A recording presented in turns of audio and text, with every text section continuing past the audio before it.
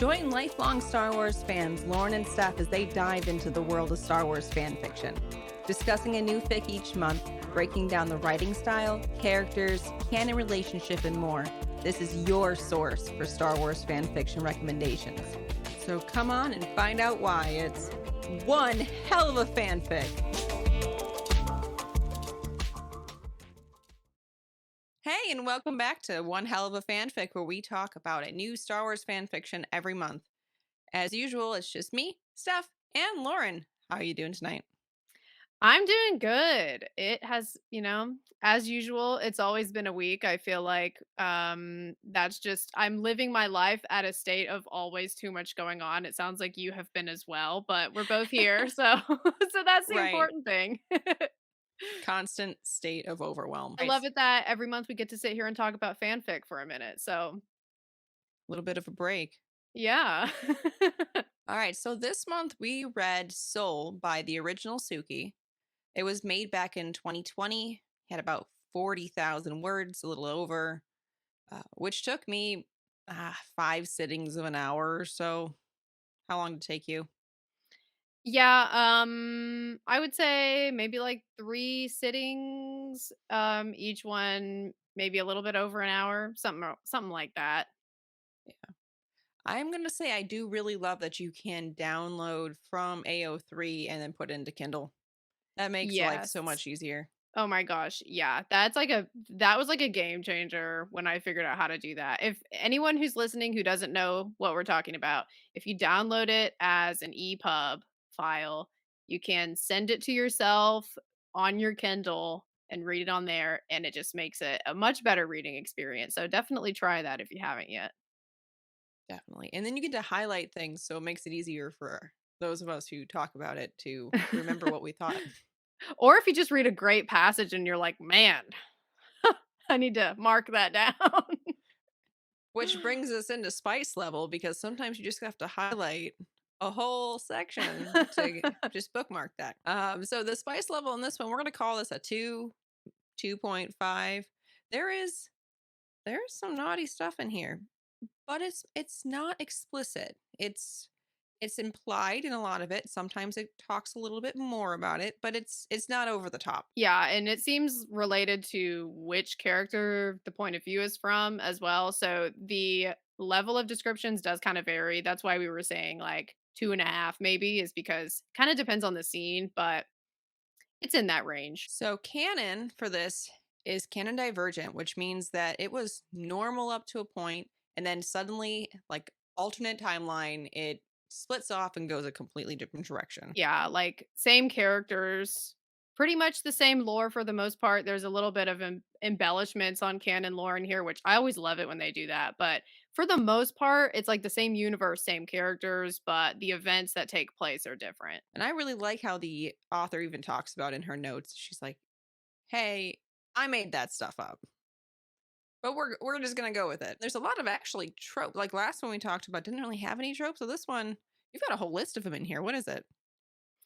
We've got Marriage of Convenience, we've got Beauty and the Beast retelling, amongst other retelling influences. So it's not strictly Beauty and the Beast retelling, but definitely got some elements in there. We've also got one bed trope, and we've also got slow burn, which is one of my faves. Before the show, Lauren and I talked about how that is not one of my faves. As Yeah, everyone knows. we've got some As different we're opinions on slow burn versus not slow burn. Yeah. yeah, I'm one of We'll get those more get it into in. that.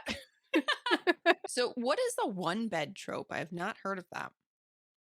I mean, it's basically just like when they have to share a bed for whatever reason. Like, so it could be either for like basically because of plot reasons, they have to share a bed. And those reasons could vary depending on what the situation is and what the story is. So like in this one, I guess they weren't really forced to, but they chose to for I guess like legality of marriage reasons. And it sounded like it just kind of continued from there. So just any kind of situation that makes them have to share a bed, that's like the one bed trope. And usually it would happen if it's like before the couple actually gets together. So like in a lot of times in like fantasy stories, like a classic way that this plays out in fantasy is like, oh, we're like at war and we're like at this camp and like we have to share a tent because there's like no other tents, but like I barely know this guy. Like, so that's an example of how you Sounds can like my often kind of see it. story. Yes, exactly. As you can tell, I've read a lot of stories like that. So I'm right there with you. Lauren. Anyway, um, Along with the retellings, but this was tagged originally as a Cupid and Psyche playoff, which we'll go into more later, but that's a less common Greek mythology playoff that I normally see. Normally see the Hades Persephone one, which we already read a story on. But this one touches on that, but doesn't go fully into it. Speaking of what it does fully go into, what is the author's summary on this? so I'm going to, as usual, I'm going to read off what the author wrote out in their notes so that way you can get a little taste of what they were outlining. So that goes. The Sith enjoy a certain flexibility around rules, which Kylo fully intends to take advantage of. How can Snoke deny him an apprentice of his own if she's also his wife? In which Kylo Ren still sucks at proposals, but gets a wedding anyway. And it's just the beginning, a Cupid and Psyche story. So, why would you say people should read this one? Well, my answer was because if they like the slow burn, slow build, but that should be your answer. What I is kind of your took answer though? yeah, I mean, I do like the slow burn aspect of this. I always appreciate it personally when like if we have like a romance plot and the time is put in to actually really build that up and to show like those small moments of them getting closer together. For me, that always makes for a better story. I know that is very much up to personal taste. So, if you're someone who that's not really your thing, then you might disagree with me on that, but yeah, I appreciate the slow burn aspect and how nothing in this happens like super super quickly. That time is definitely taken. Shall we move on to the spoiler section of our podcast? Yes, let's do it. Yeah, so spoiler warning for anyone if you're planning on reading this. Now we're going to get into everything that happens in it for the most part. Within reason. What did you think about how this one handled canon? Honestly, canon really wasn't a focus of this fan fiction. It's kind of like they took the Psyche Cupid story, they took the Beauty and the Beast, and you mentioned Pride and Prejudice earlier to me, which I don't, I think that's a book. Yeah. Okay, Mhm. it's a Jane Austen. okay. So it seemed to have taken some of those stories and then blended it with Star Wars and versus like, okay, so here's canon in the forefront and we're just going to divert from it and really stick to it. That was kinda like kind of what you were saying about the blending. That was one thing when I was reading it, and this is like part of this is because I'm somewhat new to fan fiction. So like sometimes when I read fanfic, I have to like deliberately turn that part of my brain off. And this was definitely one of those times when I was like, okay, I need to just stop worrying about like where this fits in canon and just like immerse myself in the story because some things worked with canon, some things didn't. And then I was like, I was reading it and then I was like, okay, that's not even the point. Like I need to just let go of that. And so once I did that, I just like the story flowed better for me. And I mean, because that's like, with fanfic, that's it sticking to canon is like kind of beside the point. It's more about what story is being told here and, this was definitely one of those ones where I had to keep that in mind a little bit more as I was reading because it just wasn't as, like, clean cut. Not at all. And I think it changed its mind at least once on where it sat in canon. And I was so confused for the first half hour of my read. And I was like, I did the same thing you did, which was, you know what? It doesn't matter. The author is obviously making it known that where it sits in canon doesn't really matter. Like we're not following all of what happened. Kylo and the Knights of Ren kidnapped Bray when she was on Jakku, but somehow she was already known to the Force. It's fine. Snoke knew about her. Just take that and move on. That's all you need to know. Exactly. Yeah, and that is, like, once that's outlined, then it's kinda like, "Okay, yeah, let's just go forward from here and not, like, obsess about about, like, how it matches." So, yeah, sounds like we kinda had the same sort of moment on that. So, thinking about when this fanfic was written, so that was in 2020. The fact that it was written, like, after all of the sequel movies came out, did that change, like, your experience of the fanfic? Because I know that some of the ones that we've read in the past have either been written, like, before 2 of the movies or, like, not long after. But, like, did that affect your reading experience at all, like, knowing when it was written? Not at all. I never, I'm going to be a bad Star Wars fan here for a moment, or the best kind. I'm not sure. I never remember the names of the movies. The names of the movies just don't seem to line up in my head. There's some funny memes out there about how like the movie titles should have been all mixed up I've because they're seen those. Yes, I know exactly what you're talking about, yeah. and it's so weird, but also, like, makes a lot of sense. And it makes it so hard for me. I never know what movies came out when and or which order they're in. My other half asks me like, "Oh, which one's your favorite?" Or because recently with the 40-year anniversary of one one of the movies? Return of the Jedi. Yeah. Yes. You Yes, know that what? I one. have no place to judge because one time when we were recording, I accidentally said Return of the Sith, and I was, like, so embarrassed that I said that, that I made you cut it out, and I'm admitting that to everyone, so so there's too many, R words apparently, and too many Jedis, and I don't know. I may or may not have saved that audio clip after I cut it out. Oh, no. Just Well, now you can't use it as blackmail because I just publicly admitted it, so that's true. I just took the power out of it. So no, the time when it came out didn't really. I thought it would have came out before the last one because there's some hints in there about like they didn't know what was going to happen, but then again, it's a fan fiction and who cares? Like what Right. actually happened in the movies. I did love how there was that one line that, when he says to her, "I feel it too," and I was like, oh, because that's from The Last Jedi when they're, like, touching hands in the little hut, right? Or is it from that scene, or is it just referencing that scene? But Something either like that. way, it, like, felt like a very it when I was reading it, it did feel like an intentional parallel to that scene because in the fic, it's when they're, like, about to touch hands, and it made me think of The Last Jedi. So I thought that was, like, a cool little, like, tie-in.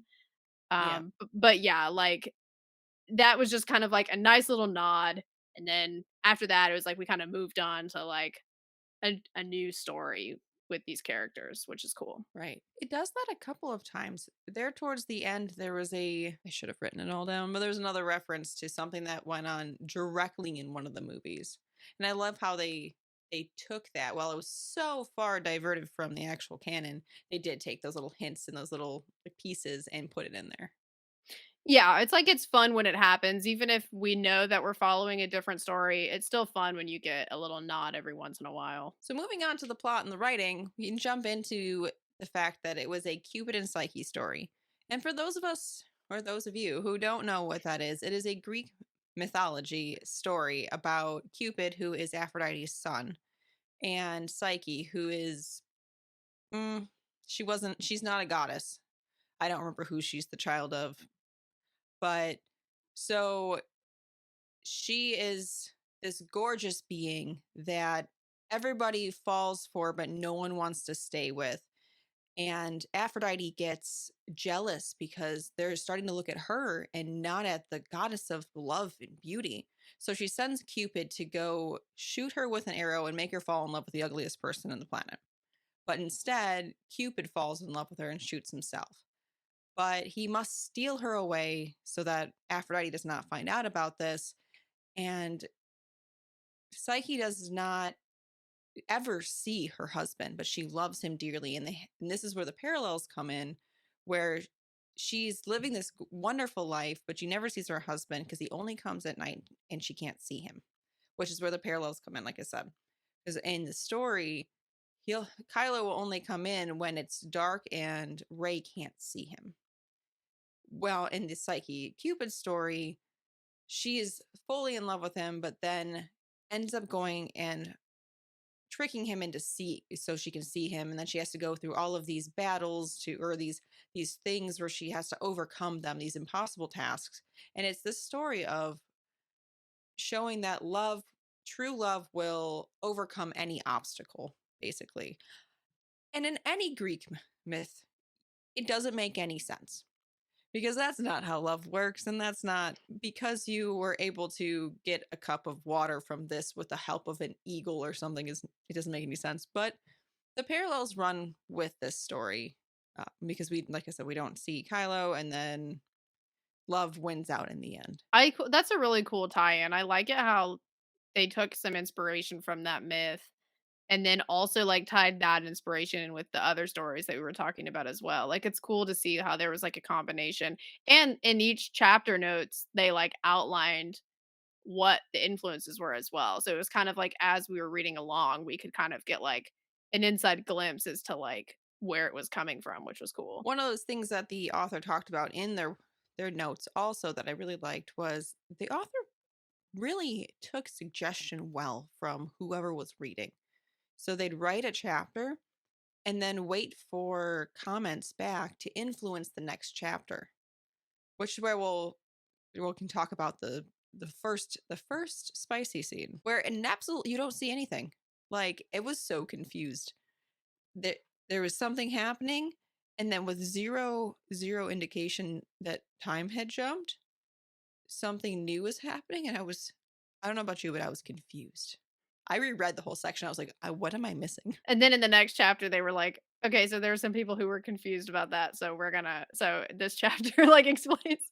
Although I will say, I did interpret that to mean like it was dark. There wasn't really much going on. So when I read that, I was just like, oh, that's what's being conveyed here.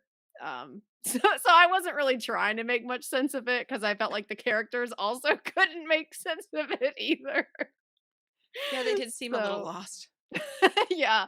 So, but I get it. I think it's cool how like it sounds like based on the suggestions of others, like their beta readers and also just like the fanfic community, it sounds like this author like did take that into account into the writing process itself, which is really cool. It's one of those things about fan fiction you don't get in actual published works. You don't get as much say into what's happening or really much of anything. We get to read the book or we get to not. That's about it. Yeah, and with fanfic, it's like much more of like a community built thing. Also, like we've talked about this in I feel like a few episodes now, but like how some of the lore that's used in fanfics, it's like something that the fanfic community has built together and they've all kind of like added to it with each story and then like they'll take inspiration from each other and like I just love that and it's really cool because it's kind of like everybody having like a conversation. But so what did you think about, like, the overall writing style in general? I think that the author did a great job with imagery and really explaining what's going on in the world in small moments. It was a long story, a lot of words and not much happened, but in those words you got a lot of description and you got to immerse yourself in the world that they were creating. I don't know if you remember this, but the first time that Ray gets to see a bathtub and water, and the way that the author explained how they didn't understand what the sound was, and then just every step after that of discovering water and what it felt like was such a like beautiful and heartwarming scene, and like you could just feel the excitement. Yeah, that was really cool, and those emotions were conveyed so well without being told what the emotion is. It's like you can actually see it happening, which that's always like I feel like having mastered that skill, it always just like elevates the writing to like the next level because it's like as a reader, you feel it so much more if you're seeing those emotions play out instead of just being told what they are. Right.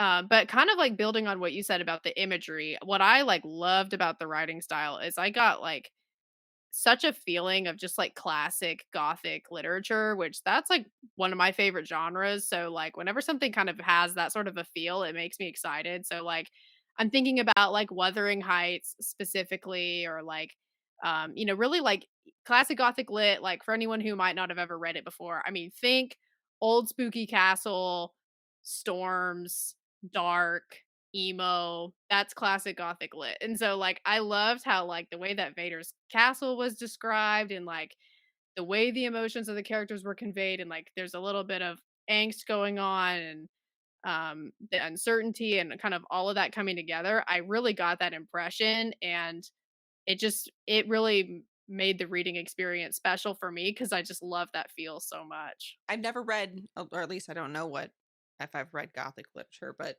that does sound wonderful. Yeah, it's like think about like, like Dracula or like Frankenstein or like any of those types of stories, like they'll kind of have that sort of like that spooky dark feel, which I feel like this story captures really well, but it just put it in like a Star Wars setting, which was cool. Another thing I'd like to comment on is the world building in general. Sometimes you get a story and it's very focused on what's happening to the characters only and what is necessary for the story. Well, this author did something different and added a bunch of detail that kind of just built the world. Anything from the she got a data pad and it the information she was learning about the empire or about history from the empire is very different than she was what she grew up with.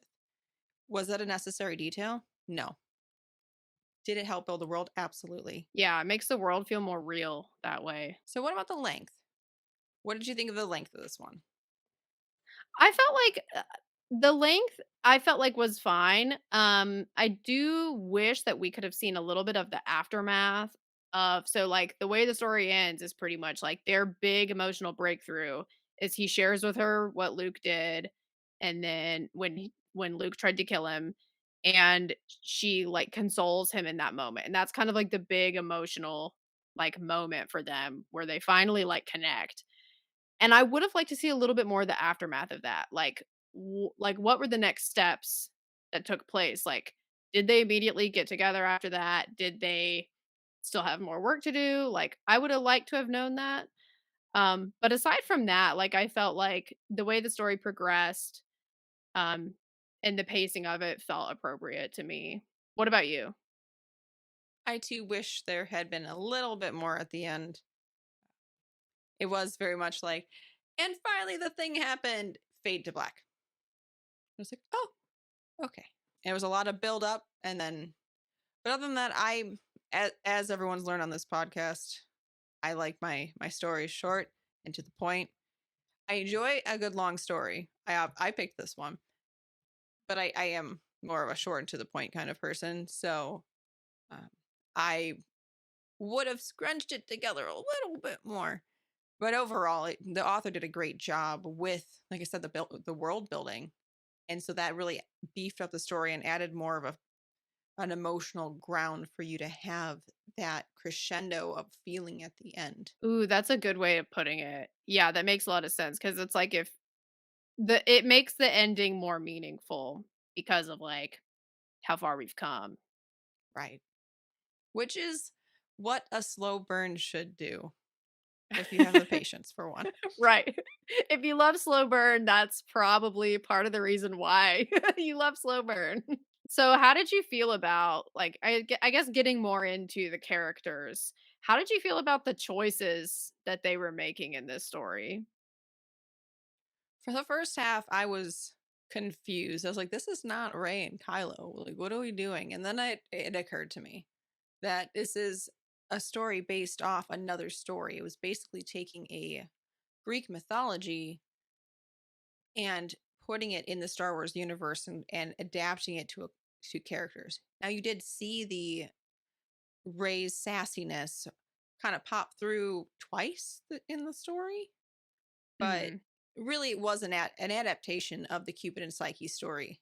And it took me some time to get there. And once I did, I had no problem with it. I was able to better immerse myself in the story. Yeah, that makes sense. And, like, kind of what you were saying about the sassiness. That was something that I enjoyed seeing was, like, the moment where Rey kind of has a turning point where at the beginning of the story, she's kind of just trying to make sense of what's happening to her, and she's not really fighting back, but then eventually there is a moment where she's like, "You know what? Like, this is stupid. Like, I'm not I don't wanna just go along with this anymore," and she does kinda start to stand up to him more, and so I liked it when that turning point happened and we got to see that side of her come out, like, once she'd had enough. To what you said before about you would have liked to see what happened afterwards. What do you think would have happened afterwards? I think that eventually Kylo Ren would have had to have stood up to Snoke because in this whole story, like the whole So for people who haven't read this fic, long story short, the whole reason that the marriage of convenience happens is because of Snoke. For Snoke reasons that would take a long time to explain, the marriage of convenience has to happen to protect Rey. And eventually, I think that Snoke isn't gonna just, like, play along, like, because he already was threatening Rey. I mean, Kylo Ren tells her multiple times, like, "It's important that you handle yourself with him correctly because if you don't, it could endanger you."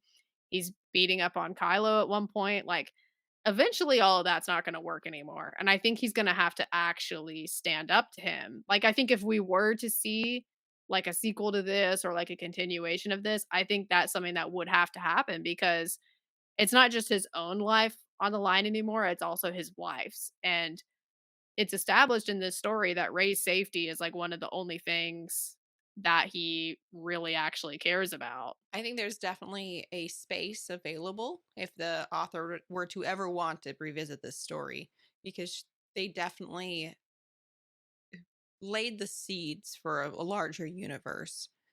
Towards the end, where they were talking about how they've unlocked Kylo and Rey have unlocked some ancient secret that not even the Sith know about how to heal each other, for example. They've laid that, and they talk, like I said, the greater world building. Like they've laid the seeds for all of this extra world if they wanted to go for it. But I do kind of think this is a self-contained story, and if we were to go further, it it may throw off the whole story, the whole vibe of it. Interesting. Yeah, I get what you mean, but it is cool to think about, like, how all of those little, like you were saying, like, the seeds that were planted of, like, side stories that could be told or kind of, like, directions that could be gone in, but it does feel very much like this is a story that's at the center. It's about what's gonna happen between the 2 of them. Is the marriage of convenience gonna actually become something more? And then so, like, once that question is answered, and it does, then that's kind of the story. Right. And okay, so in this story, we also do have an original character, Janna, the stormtrooper. So what did you think about Janna? Oh, she was lovely. I like the extra lore we got around the stormtroopers, specifically because we're talking about her. She was a brain. She was a stormtrooper that was better off with her intelligence than with just brute strength and being a bullet catcher. What do they call that? I don't know. Like a that's I what don't we call it know. here. Like what do we call? I don't know. A pew pew catcher. I Pew don't pew even catcher. know. An I don't even energy know. bolt catcher. I don't know. You got where I was going with that. Yeah.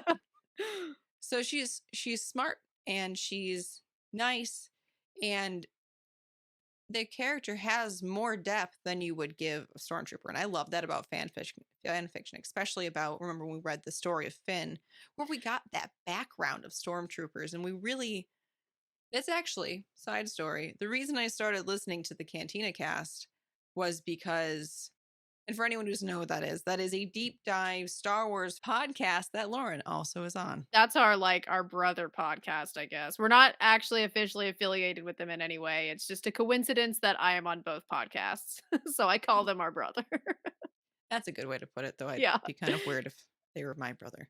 Uh, Yeah. what I really liked about that podcast was because they really looked into the stormtroopers and their background and what they were thinking. And so a couple of the fan fictions we've read also do the same thing. And for TZ1719, aka Janna, I love watching her progression from stormtrooper to actually identifying with Janna. Yeah, because at first she's kinda like, "Why are you asking me my name?" And then she starts to, like, accept it more. But I love that you brought up the story of Finn because I thought the same thing as I was reading this, like, it reminded me of that story, just the way that she was, and at one point, like, they're talking about telling stories, and that also made me think of the story of Finn, so, I don't know if the author, like, deliberately did that. I have no idea, but um I just loved it. I mean, it kind of goes back to what we've been saying about the fanfic community and how there's like lores that are like built up amongst many fanfics. And this just felt like a cool example of that where I feel like I feel differently about stormtroopers from reading fanfic than I felt before. 100%. So what did you think of Jana? Yeah, I mean, I just loved how, like, I feel like she gave Ray it was almost like Ray had a chance to get used to opening up to somebody before she had to open up to Kylo Ren. Like, she got to open up to, like, somebody more normal and, like, more of an equal, and then I feel like that experience, like, kind of helped her be a little bit stronger in the situation that she was forced into, and also be more willing to try to work with Kylo Ren because she's kind of, like, getting more used to the idea of building relationships and not just being all on her own.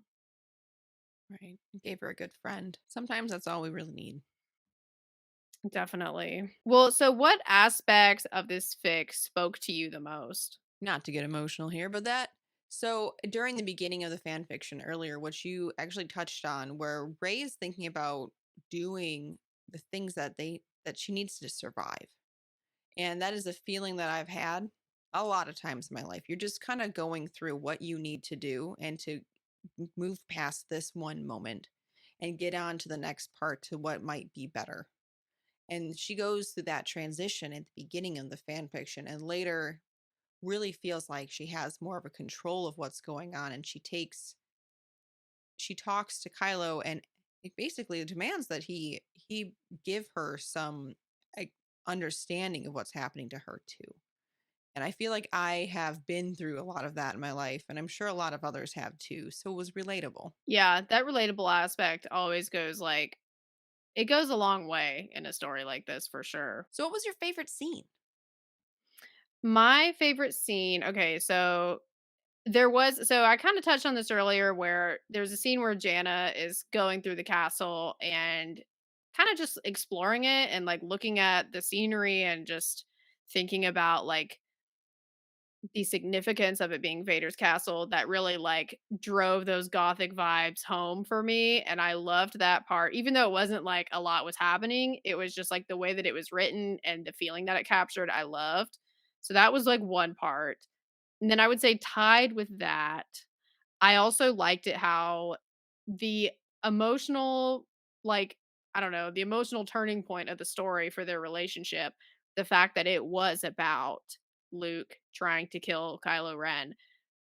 I really liked it that that is the thing that brought them together was him finally sharing that and the emotion that you see coming from him because he's been very closed off until this point, and when you're reading it you can see that like and it's not, like, overdone, like, it's not like he has, like, a big meltdown or anything like that, but, like, you can just see in, like, the way that he says it and Yeah. just, like, the way that he's kind of acting as he says it, you can see how difficult that was for him and the way that she responds and comforts him and how much that means to him, so, I really liked it that that's the thing, and I liked it how that was handled, so, I would say, like, 2 favorite scenes tied.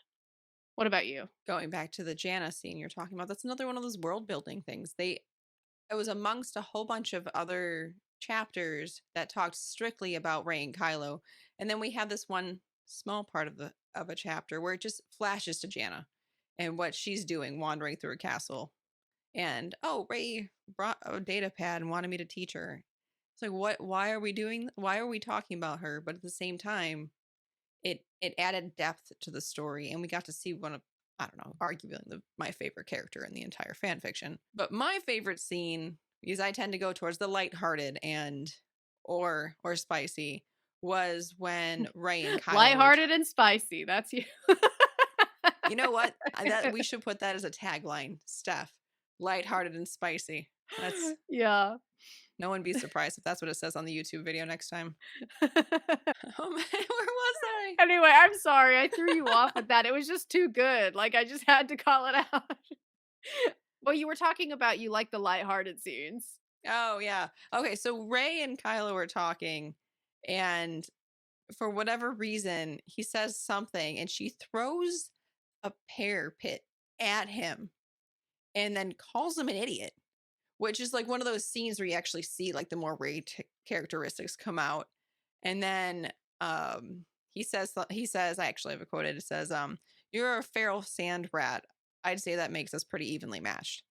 And by at Yeah. this point, you hadn't seen a lot of their emotion. You haven't seen Kylo make much comment on anything. So that whole scene was one of those like that slow burn built up for that moment that you're just like, oh, I also liked in that scene too, where like before the feral sand rat comment, when I think what leads to her throwing the pit at him was they're talking about Sith apprentices killing their master, and she was like, "Well, do you expect me to kill you?" And he was like, "If you do, that's fine." Or he says something to that effect, and she's like, "This is stupid." So she like throws it at him, and he goes, "You're gonna have to try harder than that." yes. Stupid. It was sassy and it was fantastic. Yeah, especially because we didn't really see much sass from him, so I feel like when we did see it, it was memorable. Right. I also really like how he calls her a crate dragon, or he calls her crate just as a reference to her home world. And like, no, because that's Tatooine. Crate dragons I are Tatooine. I did have a moment where I was like, "Do krayt dragons also live on Jakku?" Or maybe in No, this they're fic. sand. Maybe in the fic they do. I don't know. That could Well, be a either piece of way. lore that we don't know about, yeah. Exactly. Yeah, no, that's maybe there was a zoo on that, or like the Republic Fair, and they brought crate dragons and they just got loose and now they live One of them on got Jakku. out and stayed. Right. Head That would be canon. very disruptive if that happened, but Invasive species I always was are. just about to say, talk about an invasive species. That was literally what I was about to say. Oh my god. Okay, anyway, did you have any questions come up as you were reading this? No. You get to ask questions, I get to try to You answer. get to try to answer. Okay. Do you think that Kylo Ren ever went back to the light? Like, if this story would have been continued, do you think that we would have seen that happen? Absolutely. He was fighting it more and more throughout this story. They talked about, well, how he wanted to talk to Vader, which that was another part of the story I really liked, was how he didn't know something, but knew enough where the author was able to tell us something that the character didn't know, which was that basically Snoke was the voice of Vader, but Kylo hadn't put that together. And the fact that he was blocking somehow himself off from Snoke was making it so he couldn't talk to quote unquote Vader. Yes.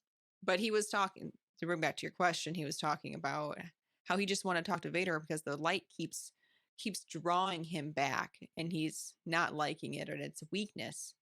But he would have caved because he was also talking about how Ray is just this bright light, and he was Yeah. going more and more towards her.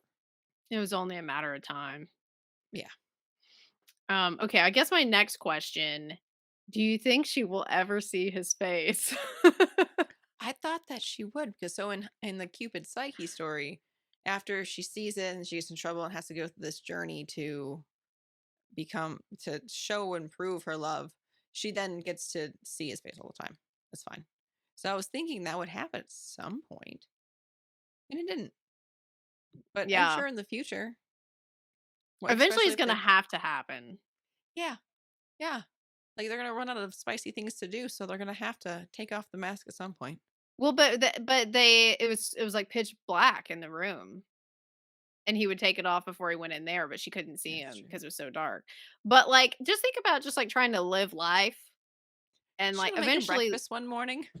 yeah, eventually, like, something's gonna happen where the mask is gonna have to come off. So he can either do it voluntarily or it's just gonna, like, I don't know, it's just gonna happen on accident, I guess. Right. This is I giving just me like the Mandalorian vibes. Like, well, it's got to come off sometime. right, yeah, something's gonna give and she'll have to see his face eventually, but who knows how long he could drag that out. So, They do explain it in the story about how the reason he hasn't shown his face to anybody is because he doesn't want to admit that Ben Solo still exists. But at the very last part of the story, Ray sees one name, feels a name, and it's Ben. So it hints towards Ben Solo coming back. And yeah. so therefore the mask is unnecessary. Ooh, that's a good point. So, like, when he goes back to the light, Like, hypothetically, if this fic was continued and he goes back to the light, then maybe that's when the mask would come off, is at that point, Yeah, perhaps. I think so. Well, should we talk about what we're reading next month? Yeah, what did you pick? What are we Yes. reading? Okay, so I chose Late Night Interruption by Detiot. I hope I said that correctly. But this fanfic, it is a prequel era fanfic in which Padme goes into labor prematurely. And basically, like, quick little piece from the beginning is like Obi-Wan gets a comm in the middle of the night saying she's in labor, and then like we're gonna go from there. So that's gonna be interesting because I feel like if she had, then like a lot of things would have been different. Because Yeah. then Anakin wouldn't have been with Palpatine that night, Mm. probably. So A yeah, lot has anyway, it. I guess I guess we'll get into that. We'll talk about it next month. Awesome. I'm excited. Yeah. So, anyways, we do put all of our when we record a show, we put it on YouTube. So, check us out on YouTube if you haven't already. If you like to watch video while you listen, our YouTube is One Hell of a Fanfic. And in addition to that, we also are on Instagram, which is One Hell of a Fanfic with a period in between every word. And that's where we're posting reminders of what we're reading that's coming up, and um, memes that I make, which are always interesting and stuff like that. So, so check us out on social media if you haven't yet. And thank you all so much for joining us. And I hope that y'all have a great rest of your day. Bye, y'all. Bye. Thanks so much for joining us at One Hell of a Fanfic. On this podcast, we discuss Star Wars fan fiction, but we do not own the rights to Star Wars or any of the written works we cover. We have no affiliation with Lucasfilm or the fanfic authors we credit for their work. For questions, please email us at onehellofafanfic@gmail.com.